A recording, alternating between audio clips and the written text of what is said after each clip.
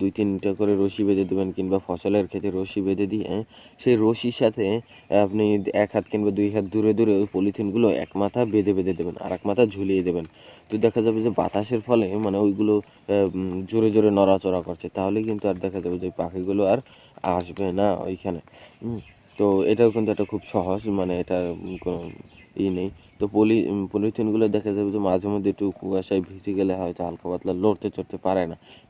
কিন্তু যখন রৌদ্র উঠবে তখনই কিন্তু দেখা যাবে যে আর আপনার মানে আবার ওইগুলো নড়াচড়া শুরু করেছে, ঠিক আছে?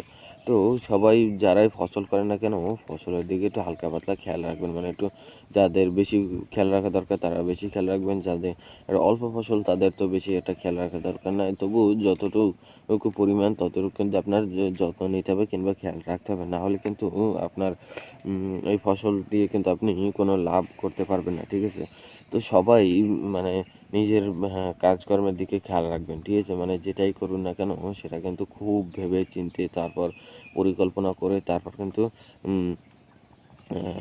মানে কাজ করবেন, ঠিক আছে? তো ফসল করতে হলে আপনার যদি ফসল করেন তাহলে কিন্তু আপনার মানে যেখানে লাগাবেন, ঠিক আছে? তো সেখানে কিন্তু মানে যে বিভিন্ন ধরনের যে শাক সবজি, যে কাঁচা সবজি যে লাগায়, ঠিক আছে? গ্রামের মানুষরা তারা লাগাতে চান, তাহলে একটু ভালো মানের হাইব্রিড জাতের গাছগুলোকে কিনে এনে তারপর লাগানোর চেষ্টা করবেন, ঠিক আছে? তো হাইব্রিড জাতের গাছগুলোতে হয় কি, মানে ছোটো থেকেই ফলন দেয়, ঠিক আছে?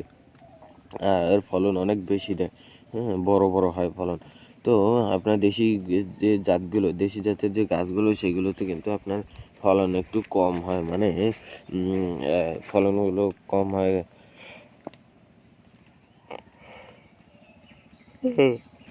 আবার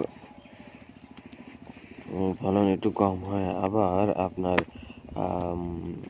গাছগুলোতে মানে ফলন ছোট হয়, যে ফলটা হয় ওটা ছোট হয়, ফলন কম দেয়।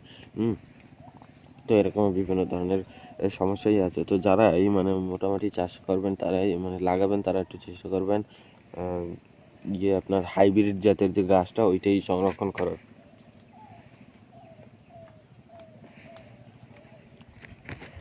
তো হাইব্রিড জাতের গাছটা পেতে হলে আপনার হয়তো আটি কিনে আনবেন, ঠিক আছে? আপনার কৃষির যে মানে যেখানে আপনার চাষাবাদ করার যেখানে বীজ পাওয়া যায়, ঠিক আছে? এমন এমন দোকান আছে যেখানে বীজ পাওয়া যায়, ঠিক আছে? প্যাকেটজাত কিংবা এমনি বীজ পাওয়া যায়, তারপর আপনার সার টার এইসব ঔষধ,